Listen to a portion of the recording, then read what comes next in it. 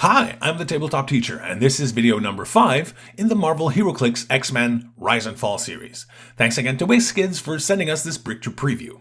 Now let's see what we got in the 5th booster.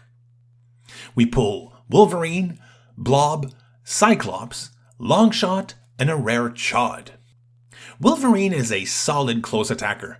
The charge, blades, claws, fangs, and exploit weakness combo he has on his first 3 clicks can tear through an opponent surprisingly fast with a little bit of luck. He has traded regeneration linked to his rally trait, which makes sure he can heal 3 clicks if you have that precious rally die on his card. At 45 points and 5 clicks, he's going to be easy to fit in all sorts of teams, especially in pauper format Avengers or X-Men themed teams. Sunspot from House of X would complement Wolverine nicely in a game where only common and uncommon figures are allowed. A flying range attacker with leadership that could possibly heal Wolverine when he gets a second action token makes for an interesting building block in both Avengers or X-Men themed teams.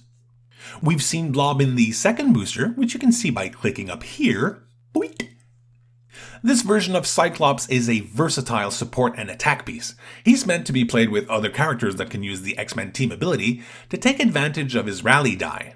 This rally die can be used instead of rolling the die to see if a character is getting damage from using the X-Men team ability. Well, before rolling, anyway. Since this will usually be relevant later in the game, chances of getting that rally die in the meantime are pretty good. Enhancement, leadership, and the X-Men team ability all require adjacency to a friendly character. So when you build a team with Cyclops, keep in mind that you'll want another character that can use the X-Men team ability and that can make range attacks. A range of 7 can be a bigger advantage than we often realize. Making a range attack from 7 squares away keeps a character safe from a lot of other attacks. Not all of them, but a lot. Most characters that can use charge have a speed of 10 or lower, which means they can't reach a character that shot at them 7 squares away. Most other characters that can make range attacks have a range of 6 or less, which means they won't be able to reach the character shooting at them 7 squares away, unless they have some way to move and attack. Make those attacks penetrating with running shot and decent combat values, and you've got a pretty good character in Cyclops.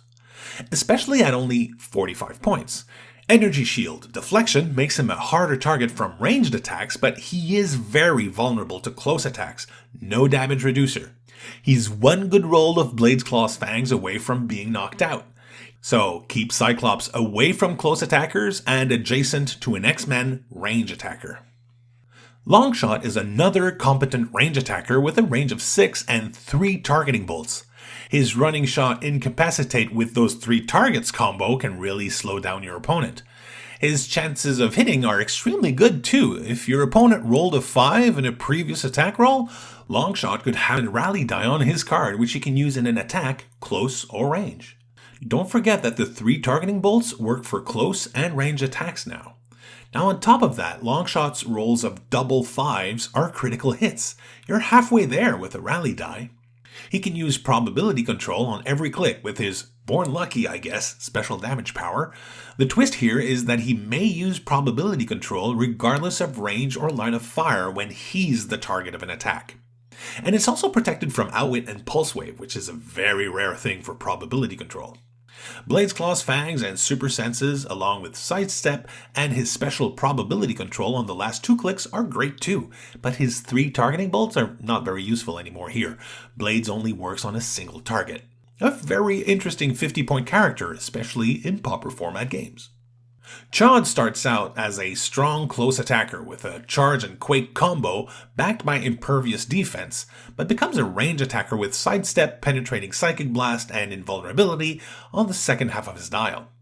His damage reducers are going to be put to good use in the Starjammers team, since he has a trait that grants other friendly characters with the Starjammers keyword a variant of Mastermind that only allows to choose Chod as the bodyguard, if you will.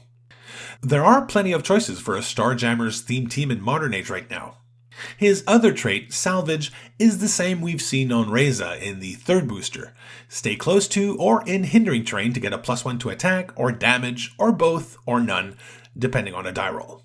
A good piece even if you don't play it in a Starjammers team. Out of the 5 characters we pulled in this booster, which one are you most excited to play? In which team would you play this character? Let us know which and why in the comments below. Make sure to subscribe, like, share, and support on Patreon. And as always, thanks for unboxing with me.